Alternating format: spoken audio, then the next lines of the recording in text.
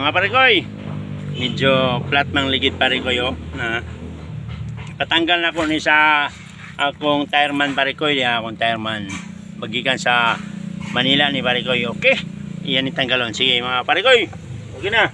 Ayan Una sa inyo nga tireman, hindi siya marunong.